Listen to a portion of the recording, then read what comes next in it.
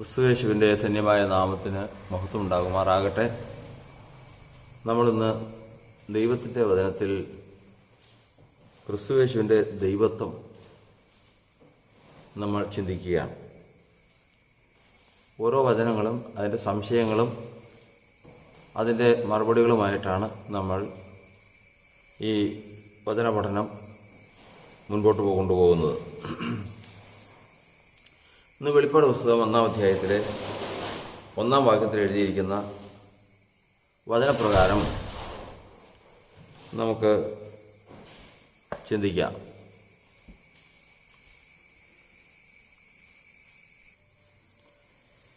യേശുക്രിസ്തുവിൻ്റെ വെളിപ്പാട് വേഗത്തിൽ സംഭവിക്കാനുള്ളത് തൻ്റെ ദാസന്മാരെ കാണിക്കേണ്ടതിന് ദൈവം അത് അവന് കൊടുത്തു. അവനത് തൻ്റെ ദൂതൻ മുഖാന്തരം അയച്ച് തൻ്റെ ദാസനായ യോഹന്നാന് പ്രദർശിപ്പിച്ചു. ഈ വചനഭാഗത്തിൽ നിന്ന് നമ്മൾ വായിച്ചത് വേഗത്തിൽ സംഭവിക്കാനുള്ളത് തൻ്റെ ദാസന്മാരെ കാണിക്കേണ്ടതിന് ദൈവം അവന് കൊടുത്തു എന്ന് പറഞ്ഞു കഴിഞ്ഞാൽ യേശുക്രിസ്തുവിന് കൊടുത്തു. അതാണല്ലോ അവിടെ തുടക്കത്തിൽ എഴുതിയിരിക്കുന്നത്. യേശുക്രിസ്തുവിൻ്റെ വെളിപ്പാട് എന്ന് ആണ് അവിടെ തുടങ്ങുന്നത് തന്നെ. അങ്ങനെ അത് അവന് കൊടുത്തു. അവനെന്ന് പറഞ്ഞാൽ യേശുക്രിസ്തുവിന് കൊടുത്തു. യേശുക്രിസ്തു എന്ത് ചെയ്തു? അവൻ അത് തൻ്റെ ദൂതൻ മുഖാന്തരം അയച്ചു തൻ്റെ ദാസനായ യോഹന്നാനെ പ്രദർശിപ്പിച്ചു. അതായത് കർത്താവായ യേശുക്രിസ്തു അത് ദൂതൻ കൊടുത്തു. ദൂതനത് അപ്പോസ്തലനായ യോഹന്നാന് കൊടുത്തു. ഇതാണ് നമ്മളോട് വായിക്കുന്നത്. ഇവിടെ നമ്മൾ 4 ഭാഗം കാണുകയാണ്. നാല് ആളുകളെ കാണുകയാണ്. 1 ദൈവം, 2 കർത്താവായ യേശുക്രിസ്തു, 3 ദൂതന്മാർ, 4 യോഹന്നാൻ അപ്പോസ്തലൻ. ഈ 4 പേരിലും നമ്മൾ പഠിക്കുമ്പോൾ ഇതിൽ ദൈവമാര്? അത് നമുക്ക് സംശയമില്ലാത്തൊരു കാര്യം. അത് യേശുക്രിസ്തുവിന് ഇത് കൊടുത്ത ആളാണ്. ഈ വെളിപ്പാട് കൊടുത്ത ആളാണ് ദൈവം. അപ്പോൾ യേശുക്രിസ്തു ദൈവമല്ല ആണോ? അപ്പോൾ യേശുക്രിസ്തു അങ്ങനെയാണെങ്കിൽ യേശുക്രിസ്തു ദൈവമാകുന്നത് എങ്ങനെ? ഇതാണ് ഇന്നത്തെ നമ്മുടെ ചിന്ത. അപ്പോൾ ഇവിടെ നിന്ന് ഇതിൻ്റെ 1-ാമത്തെ ഭാഗം നമ്മൾ പഠിക്കേണ്ടത് യേശു ക്രിസ്തു അല്ലെങ്കിൽ ക്രിസ്തു യേശു അത് ആരാണ്, എന്താണ്? ക്രിസ്തു എന്ന് പറഞ്ഞു കഴിഞ്ഞാൽ അയക്കപ്പെട്ടവൻ, അഭിഷേകം ചെയ്ത് അയക്കപ്പെട്ടവൻ എന്നൊക്കെ അതിനർത്ഥമുണ്ട്. അപ്പോൾ ഇങ്ങനെ അഭിഷേകം ചെയ്ത് അയക്കപ്പെട്ടവൻ എന്ന് പറയുന്നത് ആരെ സംബന്ധിച്ചാണ്? അത് സ്വർഗത്തിൽ ഇവിടെ യേശു മനുഷ്യനായിട്ട് മറിയെന്ന കന്യകയിൽ വരുന്നതിന് മുമ്പ് ക്രിസ്തു ഉണ്ട്. ആ ക്രിസ്തു എന്ന് പറയുന്നത് ദൈവശക്തിയും ദൈവജ്ഞാനവുമായ ക്രിസ്തു.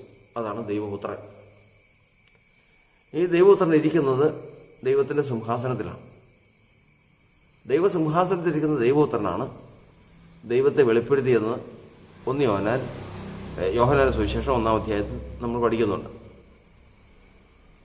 ഇവിടെ നമ്മൾ ചോദിക്കുന്നത് ഏറ്റവും ആദ്യമേ തന്നെ യേശു എന്ന മനുഷ്യനുണ്ടാകുന്നതിന് മുമ്പ് ക്രിസ്തു ഉണ്ട്. ആ ക്രിസ്തു എന്നത് ദൈവജ്ഞാനമാണ്. അത് സകല പ്രപഞ്ചത്തിനും മുൻപേ ഉള്ളതാണ്. ദൈവം സകലത്തിനും മുൻപേ അവനെയാണ് ഉളവാക്കിയത്. അതാണ് ആ ആളാണ് ദൈവപുത്രനായ ക്രിസ്തു. ഈ ക്രിസ്തു ദൈവമാകുന്നുവോ? ഇതാണ് ഇവിടെ നമ്മൾ ചിന്തിക്കുന്നത്. ദൈവം എന്ന് നമ്മൾ പറയുമ്പോൾ ഈ സകലത്തിനും കാരണഭൂതനായവൻ എന്നാണ് ദൈവത്തിന്റെ വചനത്തിൽ നമ്മൾ ദൈവത്തെക്കുറിച്ച് പഠിക്കുന്നത്. കാര്യകാരണം എന്ന് നമുക്ക് അടുത്ത പഠനത്തിൽ നമ്മൾ ചിന്തിക്കാം. അതായത് ഈ ലോകത്തിലുള്ള ജീവനുള്ളതിനോ ജീവനില്ലാത്തതിനോ ആത്മീയ മണ്ഡലങ്ങളുള്ളതിനോ അങ്ങനെയുള്ള എന്തെല്ലാം ഉണ്ടോ, അതെന്തെല്ലാമായിരുന്നാലും അതൊക്കെയും മുൻപേ ദൈവപുത്രനുള്ളതാണ്. അപ്പൊ ദൈവപുത്രനും സൃഷ്ടിയുമായിട്ടുള്ള ബന്ധം എന്താ? ഒരു മുറിയിൽ ലൈറ്റ് കിടക്കും, ബൾബ് കത്തി കിടക്കുക, മുറി മുഴുവൻ വെളിച്ചമുണ്ട്. ഈ മുറിയിലുള്ള വെളിച്ചം മുഴുവൻ എവിടെ നിന്ന് വരുന്നു? ബൾബിൽ നിന്ന് വരുന്നു. മുറിയിലുള്ള വെളിച്ചം മുഴുവൻ ഇല്ലാതാകാൻ ബൾബ് കെടുത്തിയാൽ മതി. ഇതുപോലെയാണ് ദൈവപുത്രൻ, ദൈവത്തിന്റെ ജ്ഞാനമായ ദൈവപുത്രൻ. സകലതും അവൻ മുഖാന്തരമാണ് ഉളവായത്. അവൻ മുഖാന്തരം ഉളവായെന്ന് പറഞ്ഞു കഴിഞ്ഞാൽ അവൻ ദൈവത്തിന്റെ ജ്ഞാനമാണ്. ആ ജ്ഞാനത്തോടു കൂടിയാണ് ദൈവം ലോകത്തെ സൃഷ്ടിച്ചത്, അല്ലെങ്കിൽ സകല പ്രപഞ്ചത്തെ സൃഷ്ടിച്ചിരിക്കുന്നത് എന്ന് പറഞ്ഞു കഴിഞ്ഞാൽ, ദൈവം ഒരു കാര്യം പ്രവർത്തിക്കുമ്പോൾ, കരകൗശല വിദ്യയുള്ള ഒരാൾ പ്രവർത്തിക്കുമ്പോൾ അയാളൊരു ശില്പം ഉണ്ടാക്കുക. ആ ശില്പം ഉണ്ടാക്കി കഴിഞ്ഞപ്പോൾ മറ്റുള്ളവർക്ക് ആർക്ക് ഉണ്ടാക്കാൻ കഴിയില്ല. അനേകം പേര് കൂടി നിന്ന് ഈ ശില്പം കാണുന്നുണ്ട്. അപ്പോൾ ഈ കാണുന്ന ശില്പം എല്ലാവർക്കും കൗതുകമുള്ളതാണ്, അതിശയിക്കുന്നതാണ്. അതിൽ എടുത്തു പറയത്തക്ക പല കാര്യങ്ങളും ഉണ്ട്. ഒരു മനുഷ്യന് ചെയ്യാൻ സാധിക്കുന്നതാണോ എന്ന് ചിന്തിക്കത്തക്കവണ്ണമുള്ള പല കാര്യങ്ങളും അതിനകത്തുണ്ട്. എന്നാൽ കണ്ടു നിൽക്കുന്നവരിൽ അതിനേക്കാൾ കഴിവുള്ളവരും സമർത്ഥന്മാരും വിദ്യാഭ്യാസമുള്ളവരും സമ്പത്തുള്ളവരും ആരോഗ്യമുള്ളവരും എല്ലാം വേറെ അവിടെ നിന്ന് കാണുന്നുണ്ട്. അവർക്കെന്തുകൊണ്ട് അത് സാധിക്കുന്നില്ല? അവർക്ക് ഈ കണ്ട അതിശയം ഇത്രയും ഭയങ്കരമായ ഒരു കാര്യം അവർക്കെന്തുകൊണ്ട് സാധിക്കുന്നില്ല? ആ കണ്ടുകൊണ്ട് നിൽക്കുന്നവർ ആ കൂട്ടത്തിൽ നിന്ന് മുമ്പോട്ട് വന്നതിന് ശേഷം ഈ ശില്പത്തിന് എന്ത് തരണം, എത്ര രൂപ തരണം?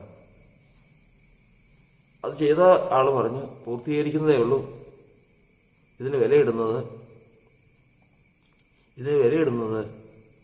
മേടിക്കുന്ന ആളുമല്ല, കൊടുക്കുന്ന ആളല്ല, മേടിക്കുന്നയാൾ. അങ്ങനെ കയ്യിൽ നിന്ന് 10,000 രൂപ എടുത്ത് അയാളുടെ കൊടുത്ത് ആ ശില്പത്തിന് നോക്കിക്കഴിഞ്ഞാൽ അന്നത്തെ വില അനുസരിച്ച് ഒരു 2,000 രൂപ കൂടുതൽ വിലയില്ല.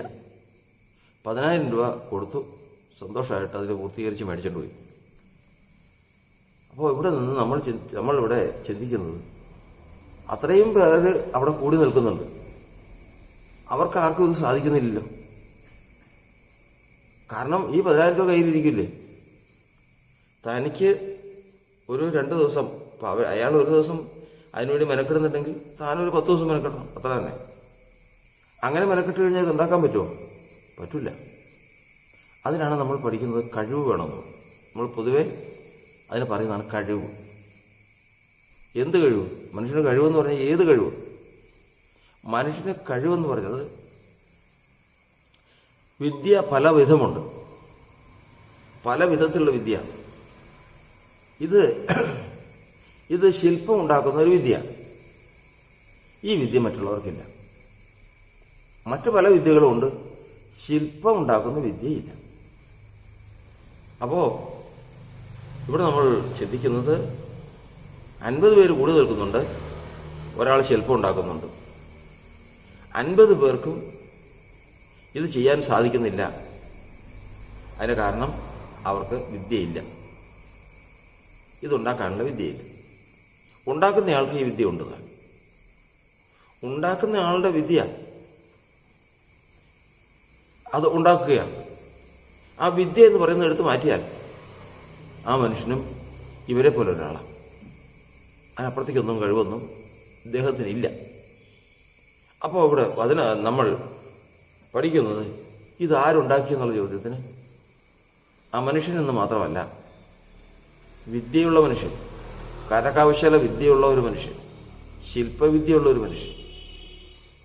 അപ്പോൾ ആ മനുഷ്യൻ തന്നെയല്ല അതുണ്ടാക്കിയത്. ഉണ്ടാക്കിയത് ആരാണ്? ഉണ്ടാക്കിയത് വിദ്യയുള്ള മനുഷ്യനാണ്. വിദ്യയുള്ള മനുഷ്യനാണ് അതുണ്ടാക്കിയത്. ശില്പവിദ്യയുള്ള മനുഷ്യനാണ് അതുണ്ടാക്കിയത്. ഈ ശില്പവിദ്യ ആ മനുഷ്യനോട് കൂടെ അത് പ്രവർത്തിച്ചു. ശില്പം ഉണ്ടാക്കിയത് ആര്? ശില്പം ഉണ്ടാക്കിയതിന്റെ പേര് ശില്പിക്ക്. ശില്പം രൂപപ്പെട്ടു വന്നത് വിദ്യയാണ്. അതുകൊണ്ട് ആ മനുഷ്യൻ ഉണ്ടാക്കിയ ശില്പത്തെ നോക്കിക്കൊണ്ട് എങ്ങനെ ഇതുണ്ടാക്കിയെന്ന് ചോദിച്ചു കഴിഞ്ഞാൽ ആ മനുഷ്യനാണ് ഉണ്ടാക്കിയതെങ്കിലും തന്റെ വിദ്യ മുഖാന്തരമാണ് ഇതൊക്കെ ഉണ്ടാക്കിയത്. ഇതുപോലെയാണ് ദൈവജ്ഞാനമായ ക്രിസ്തു. ഏറ്റവും ആദ്യമേ തന്നെ ദൈവം ഈ സൃഷ്ടിയൊക്കെ ആരംഭിക്കുന്നതിന് മുമ്പ് ഇതൊക്കെ എങ്ങനെയായിരിക്കണമെന്ന് തൻ്റെ ഹൃദയത്തിലൊരു തീരുമാനവും നിരൂപണവും ജ്ഞാനവും ഉളവാക്കിയതാണ്. ആ ഉളവാക്കിയ ജ്ഞാനമനുസരിച്ചിട്ടാണ് ലോകത്തെ, പ്രപഞ്ചത്തെ സൃഷ്ടിച്ചിരിക്കുന്നത്. അപ്പം എങ്ങനെ സൃഷ്ടിച്ചു എന്ന് ചോദിച്ചു കഴിഞ്ഞാൽ, വചനത്തിൽ നമ്മൾ പഠിക്കുന്നത് ജ്ഞാനത്തോടെ ആകാശത്തെ ഉണ്ടാക്കിയവന്. എന്തുകൊണ്ടുണ്ടാക്കി? ജ്ഞാനത്തോടെ ആകാശത്തെ ഉണ്ടാക്കിയത്. ദൈവം ഉണ്ടാക്കിയെന്നല്ല എഴുതിയിരിക്കുന്നത്, ജ്ഞാനത്തോടെ ആകാശത്തെ ഉണ്ടാക്കി. ഇവിടെ ദൈവം ശില്പിയും ജ്ഞാനം വിദ്യയും, അങ്ങനെ ചിന്തിച്ചാൽ മതി. ജ്ഞാനത്തോടെ ആകാശത്തെ ഉണ്ടാക്കിയവൻ. ഞാൻ ലോകത്തെ സൃഷ്ടിക്കുമ്പോൾ ആരെന്നോടുകൂടെ ഉണ്ടായിരുന്നു? കർത്താവ് ചോദിച്ചിരിക്കുന്ന, ഈ ലോകത്തെ സൃഷ്ടിക്കുമ്പോൾ ആരെന്നോടുകൂടെ ഉണ്ടായിരുന്നു? ആരുമില്ലായിരുന്നു. ഏകനായി ഇത് മുഴുവൻ സൃഷ്ടിച്ചവനാണ് ദൈവം. പക്ഷേ സദൃശവാക്യങ്ങൾ എട്ടാം സദൃശവാക്യങ്ങളിൽ പറയുന്നത്, യഹോവ ഈ ഭൂമിക്ക് അടിസ്ഥാനം ഇടുമ്പോഴും ഈ ലോകത്തെ സൃഷ്ടിക്കുമ്പോഴുമെല്ലാം ഞാൻ അവൻ്റെ അടുക്കൽ ശില്പിയായിരുന്നു. അപ്പം ശില്പിയെ കൊണ്ടാണ് ഇത് ഉണ്ടാക്കിച്ചത്, എന്നിട്ടാണ് ഞാൻ തന്നെ ഉണ്ടാക്കിയെന്ന് പറയുന്നു എന്ന് നമുക്ക് തോന്നാം. ദൈവമല്ല ഉണ്ടാക്കിയത്, ദൈവത്തിൻ്റെ അടുക്കൽ ശില്പി ഉണ്ടായിരുന്നു എന്ന് പറയുന്നത് നമുക്ക് തോന്നാം. പക്ഷേ അങ്ങനെയല്ല. ദൈവം ജ്ഞാനത്താൽ ഉണ്ടാക്കിയത്. എട്ടാം സദൃശവാക്യത്തിൽ എഴുതിയിരിക്കുന്നത് ജ്ഞാനത്തെക്കുറിച്ചാണ്. അവൻ ജ്ഞാനത്തോടു കൂടി ഇതുണ്ടാക്കിയെന്നാണ്. ഈ ജ്ഞാനമാണ് ക്രിസ്തു. അതുകൊണ്ട് നമ്മൾ ആദ്യം ചിന്തിച്ചതുപോലെ ആ ശില്പം ഉണ്ടാക്കിയത് ശില്പിയാണോ അതോ വിദ്യയാണോ എന്ന് ചോദിച്ചു കഴിഞ്ഞാൽ, ശില്പി എന്ന് പറഞ്ഞാൽ പോരാ, വിദ്യ എന്ന് പറഞ്ഞാൽ പോരാ, വിദ്യയുള്ള ശില്പി എന്ന് പറയുന്നതാണ്. ഇതുപോലെ പ്രപഞ്ചത്തെ സൃഷ്ടിച്ചത് ആരെന്നുള്ള ചോദ്യത്തിന് സംശയമില്ല, സൃഷ്ടികർത്താവായ ദൈവമാണ്, കാരണബോധനാണ്, ദൈവമാണ്. ദൈവം എങ്ങനെ സൃഷ്ടിച്ചു എന്നുള്ള ചോദ്യത്തിനോ ഇതൊക്കെയും ഇങ്ങനെ കൃത്യമായിട്ട് ഈ പ്രപഞ്ചം മുഴുവനും പിരിച്ചിരിക്കുന്നത് എങ്ങനെയെന്ന് ചോദിച്ചു കഴിഞ്ഞാൽ, തൻ്റെ ജ്ഞാനത്താൽ ഇതൊക്കെയും സൃഷ്ടിച്ചു. അപ്പോൾ അവിടെ നിന്ന് ചിന്തിക്കുന്നത് ഈ ജ്ഞാനമാണ് ദൈവപുത്രനായ ക്രിസ്തു. ദൈവപുത്രനായ ക്രിസ്തുവാണ് ഈ ജ്ഞാനം. അപ്പോൾ അതുകൊണ്ട് ഇവിടെ ഉദിക്കുന്ന ചോദ്യം, പ്രപഞ്ചത്തെ സൃഷ്ടിച്ചത് ക്രിസ്തു ആണോ ദൈവമാണോ? പ്രപഞ്ചത്തെ സൃഷ്ടിച്ചത് ദൈവമാണോ ക്രിസ്തുവാണോ? കർത്താവിന്റെ സ്തോത്രം. ദൈവം ക്രിസ്തുവിൽ കൂടി സൃഷ്ടിച്ചു. ക്രിസ്തു ദൈവത്താൽ സൃഷ്ടിച്ചു. അതാണ് ഉത്തരം. അതുകൊണ്ടാണ് ദൈവത്തിൻ്റെ വചനത്തിൽ നമ്മൾ പഠിക്കുന്നത് നമുക്കത് രണ്ടും വ്യത്യാസമായിട്ട് തോന്നാം.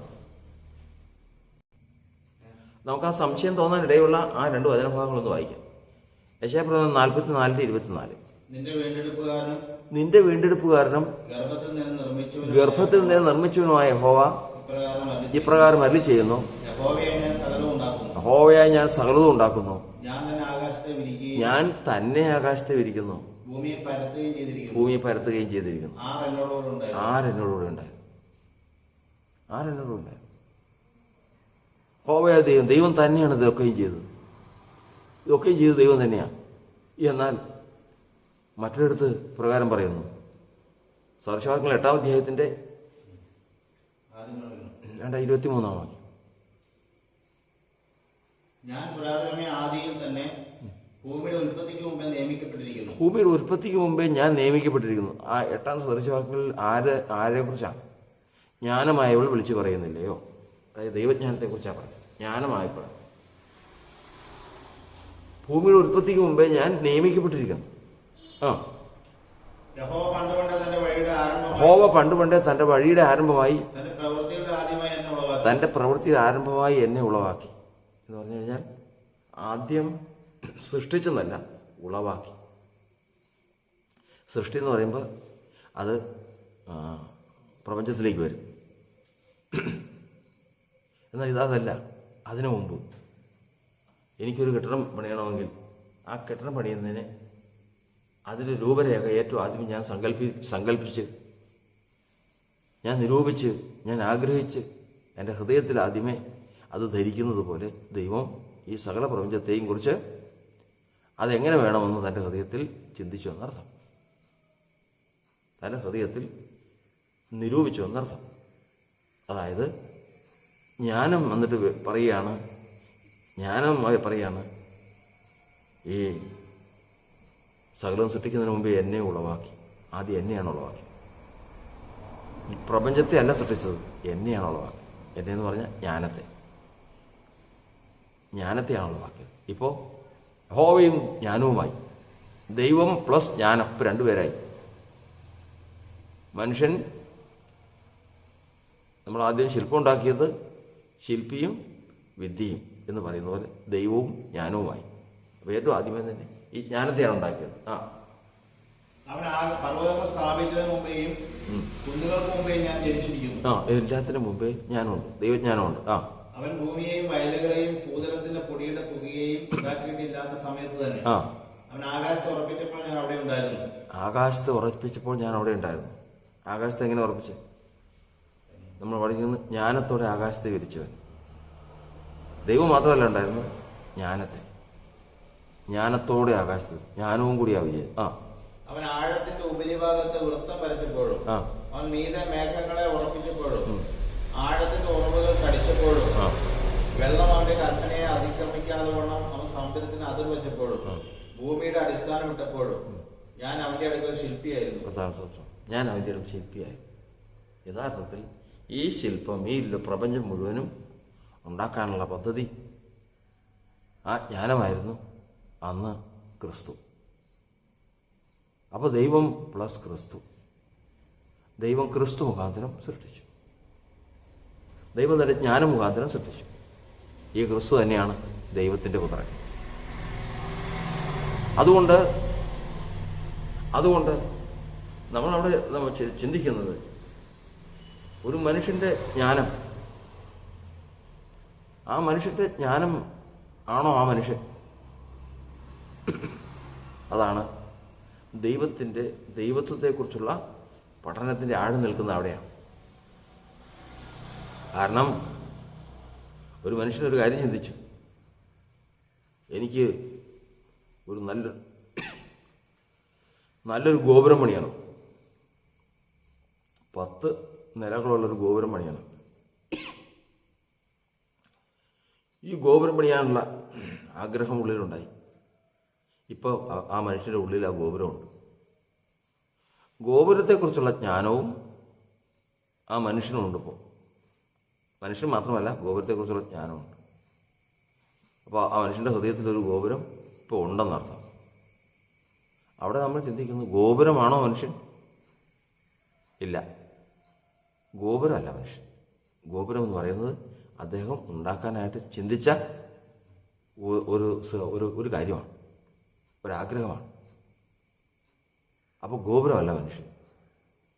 ഈ മനുഷ്യനാണോ ഗോപുരം? അല്ല, മനുഷ്യന്റെ ആവശ്യങ്ങളിൽപ്പെട്ട ഒരു കാര്യം മാത്രമാണ് ഗോപുരം. അപ്പോൾ ഇത് തമ്മിലുള്ള ബന്ധം എന്താ? വ്യക്തിയും ജ്ഞാനവും തമ്മിലുള്ള ബന്ധം തന്നെ. ഒരു വ്യക്തിയും ജ്ഞാനവും തമ്മിലുള്ള ബന്ധം തന്നെ. ആ ബന്ധത്തിലാണ് സകലം തെറ്റിച്ച്. ഇതുപോലെ ദൈവത്തിൽ നിന്ന് ഉളവായതാണ് ക്രിസ്തു എന്ന ദൈവജ്ഞാനം. അതിൽ നിന്ന് ദൈവം ഉദ്ദേശിച്ചിരിക്കുന്നത് പ്രപഞ്ചത്തിന്റെ സൃഷ്ടിയാണ്. സൂക്ഷ്മതയോട് ചോദിക്കാം, ഈ ആളാണോ ദൈവം എന്ന് ചോദിച്ചു കഴിഞ്ഞാൽ യഥാർത്ഥത്തിൽ അല്ല. ദൈവമാണോ ഈ ആളെന്ന് ചോദിച്ചു കഴിഞ്ഞാൽ അല്ല. പിന്നെ ഈ ആളാരാണ്? ദൈവത്തിന്റെ ജ്ഞാനമാണ്. ദൈവത്തിന് ജ്ഞാനമാണ്. പിന്നെ ഈ ആളെ ദൈവം എന്ന് എന്തുകൊണ്ട് പറയുന്നു? ദൈവം എന്തുകൊണ്ട് ഈ ആള് ദൈവം എന്ന് പറഞ്ഞിട്ടുണ്ടല്ലോ, എന്തുകൊണ്ട് പറയുന്നു? ദൈവത്തിൽ നിന്ന്, കാരണബോധനായ ദൈവത്തിൽ നിന്ന് ദൈവത്തെ ഈ ആളിൽ കൂടി അല്ലാതെ നമുക്ക് വെളിപ്പെടില്ല. കാരണബോധനായ ദൈവത്തിൽ എന്തെല്ലാം ഉണ്ടോ അത് മുഴുവൻ ഈ ആളിലുണ്ട്.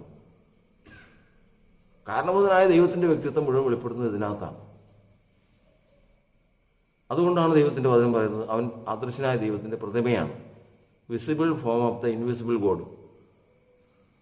അതായത് ദൃശ്യരൂപം, അദൃശ്യനായ ദൈവത്തിൻ്റെ ദൃശ്യരൂപം. ദൈവത്തെ കാണാൻ സാധിക്കില്ല, ദൈവത്തിൻ്റെ ചിന്തയെ കാണാം, ദൈവത്തിൻ്റെ ജ്ഞാനത്തെ കാണാം. കർത്താവ് സാധ്യമേ നമ്മൾ ചിന്തിച്ചതുപോലെ ഒരു മനുഷ്യൻ ഗോപുരം പണിയാൻ ഇച്ഛിച്ചാൽ ആ മനുഷ്യൻ അരൂപിയും ചിന്ത ദൃശ്യവുമാണെങ്കിൽ നോക്കുമ്പോൾ എന്ത് കാണാം? ഗോപുരം കാണാം. ആള് അരൂപിയ, കാണാൻ പാടില്ല.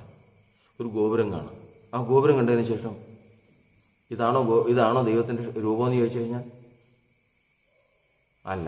ഇതാണോ മനുഷ്യൻ്റെ രൂപമെന്ന് ചോദിച്ചു കഴിഞ്ഞാൽ അല്ല. മനുഷ്യൻ ഇതാണോ എന്ന് ചോദിച്ചു കഴിഞ്ഞാൽ അല്ല. ഇത് മനുഷ്യനാണോ എന്ന് ചോദിച്ചു കഴിഞ്ഞാൽ അതുമല്ല. മനുഷ്യൻ വേറെ, ഗോപുരം വേറെ. എന്നാൽ ഇത് ആ മനുഷ്യൻ്റെ ജ്ഞാനമാണ്, ആ മനുഷ്യൻ്റെ നിരൂപണമാണ്, ഉദ്ദേശമാണ്. ഇതുപോലെ ദൈവത്തെ സംബന്ധിച്ച് ദൈവത്തിൻ്റെ ജ്ഞാനം പ്രപഞ്ചമുണ്ടാക്കാനായിട്ട് ഈ പ്രപഞ്ചത്തിൻ്റെ സൃഷ്ടി നടത്താനതിന് മുമ്പ് ദൈവം ഇങ്ങനൊരു ജ്ഞാനം സ്വീകരിച്ചു, ഉളവാക്കി, അതിൽ നിന്ന് സൃഷ്ടി നടത്തി. അപ്പം അവിടെ നിന്ന് നമ്മൾ ചിന്തിക്കുന്നത്, ഈ ആളെ ദൈവം നമ്മളെങ്ങനെ പറയും? നമ്മളെങ്ങനെ പറയും ഈ ആളെ ദൈവം എന്ന് എങ്ങനെ പറയും? നമ്മളിപ്പോൾ ചിന്തിച്ചു,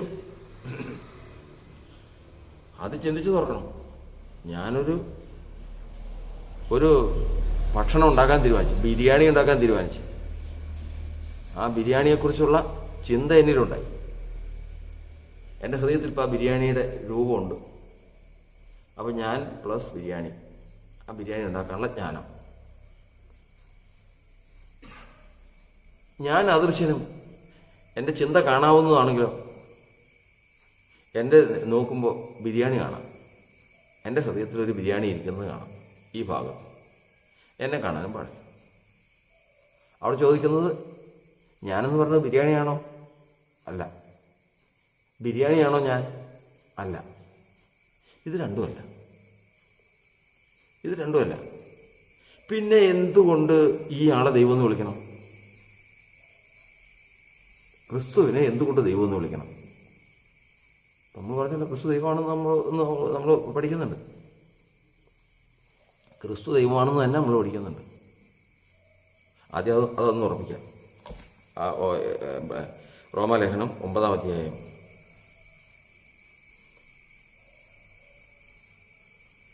9:5. ആദ്യം അത് നമുക്ക് ഉറപ്പിക്കാം.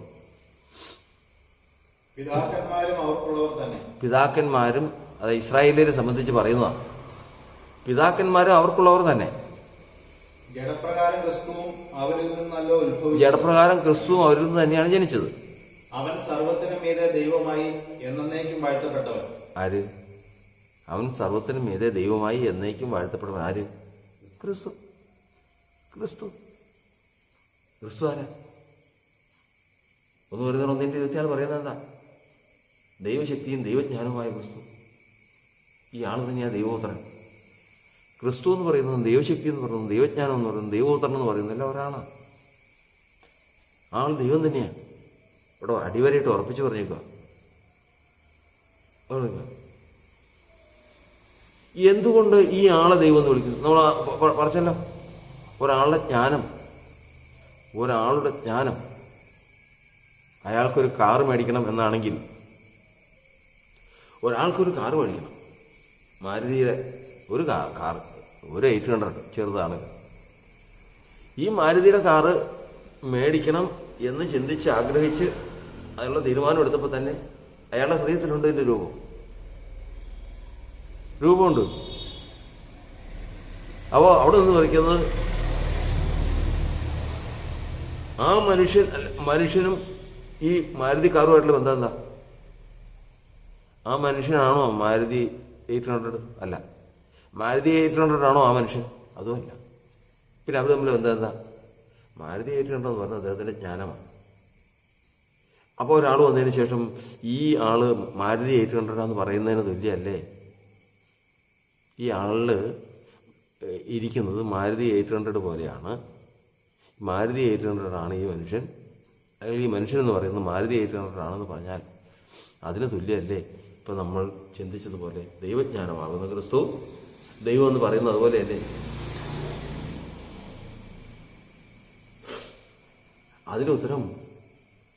അതിനുത്തരം ശ്രദ്ധയോടെ നമ്മൾ ഗ്രഹിക്കണം.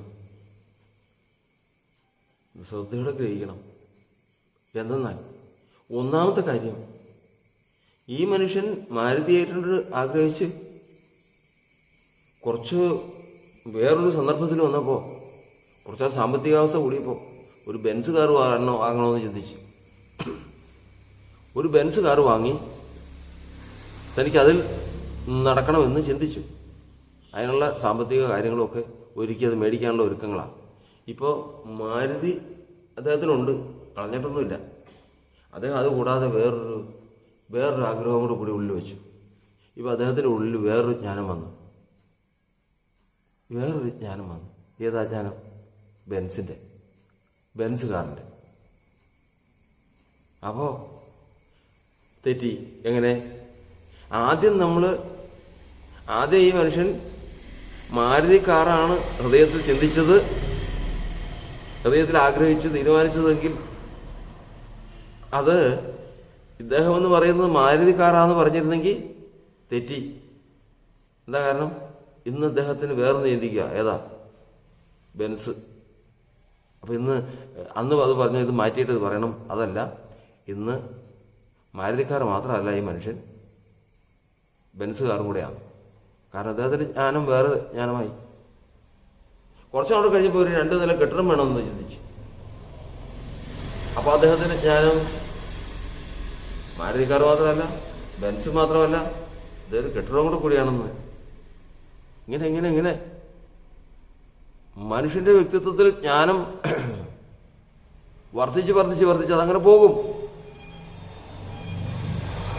ഇവര് ഒരിക്കലും മനുഷ്യന്റെ ചിന്തയോ ജ്ഞാനമോ കണ്ടുകൊണ്ട് അതാണ് മനുഷ്യനെന്ന് പറയാൻ പാടില്ല എന്നുള്ളത് നമ്മളിവിടെ സ്ഥാപിക്കാം.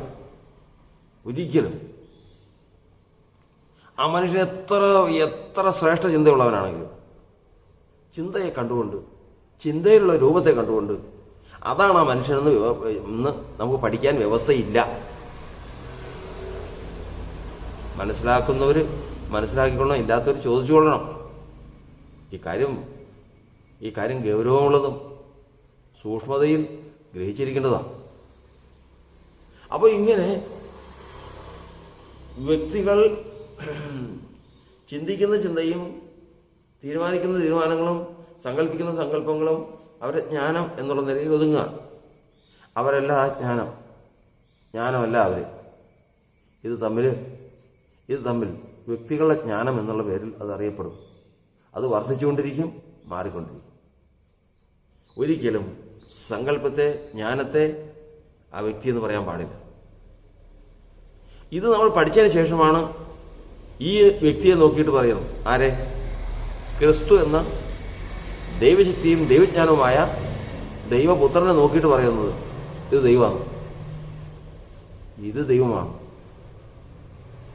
ദൈവം അതാണ്. രണ്ടും പറയും.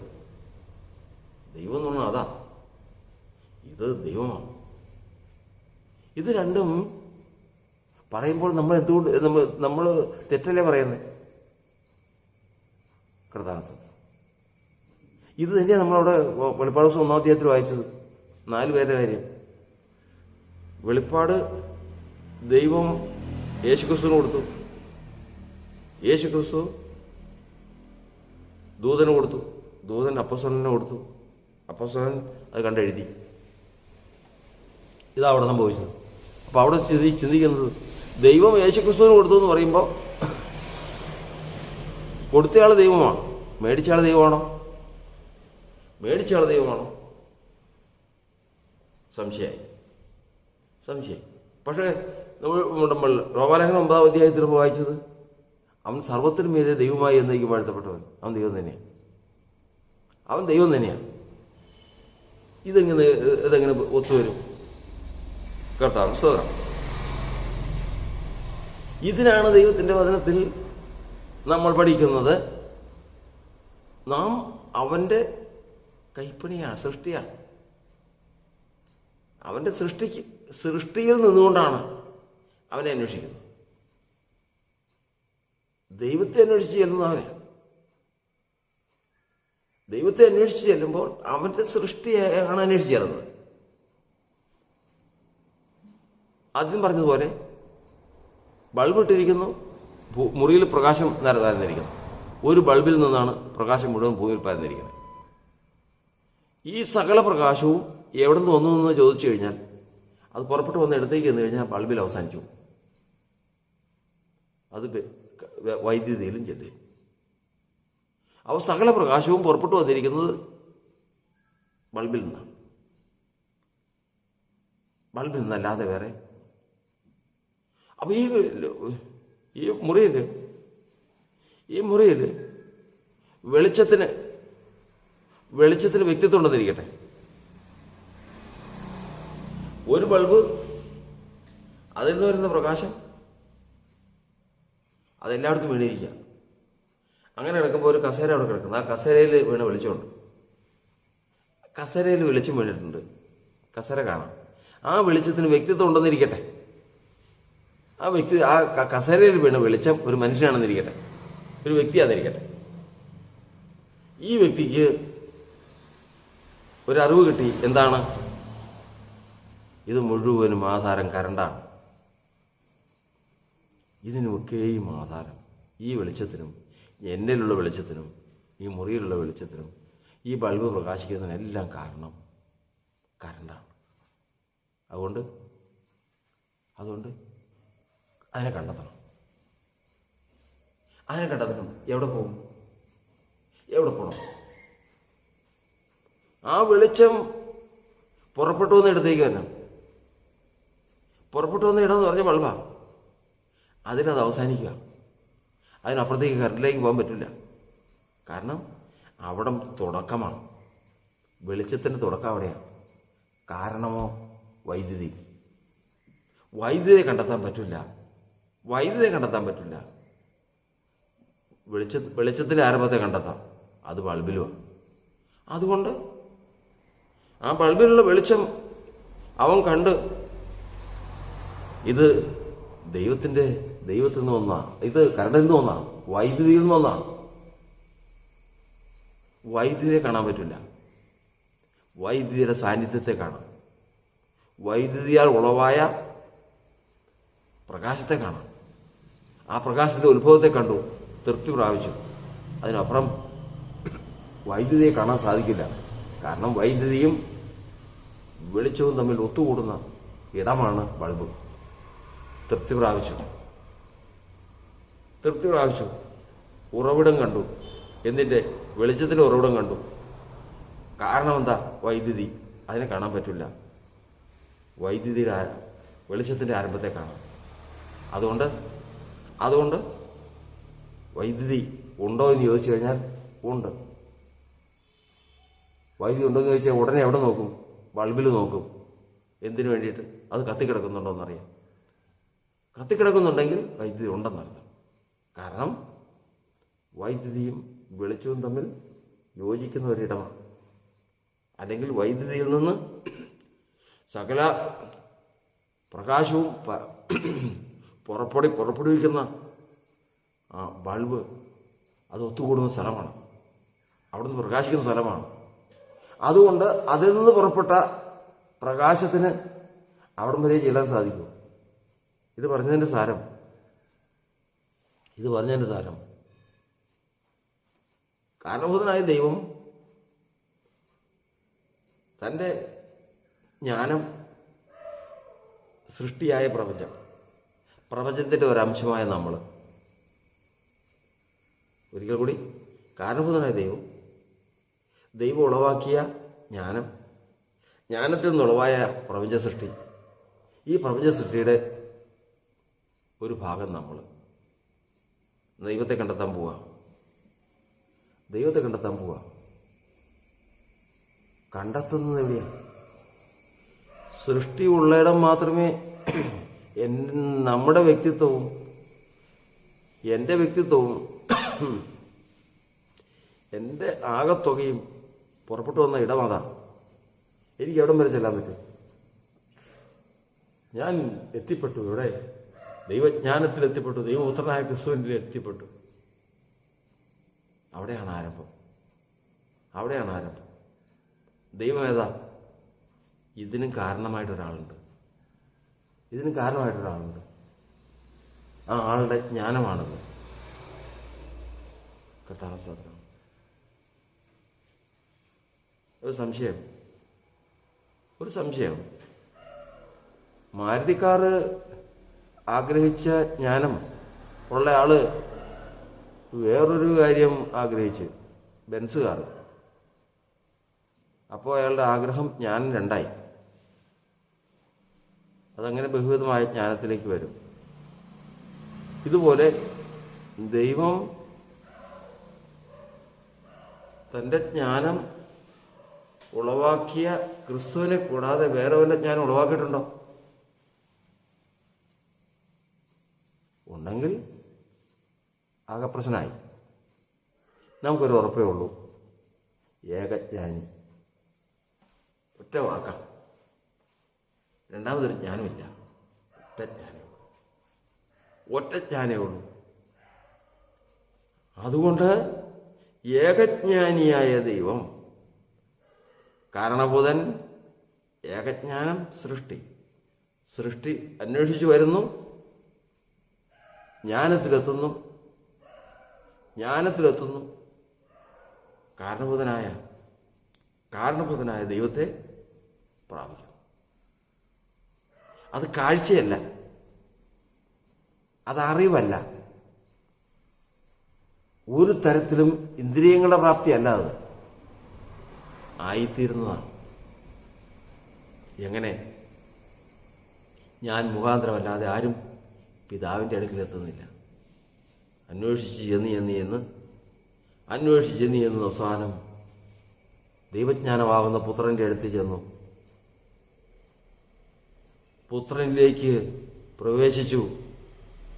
കർത്താവിന് സ്തോത്രം.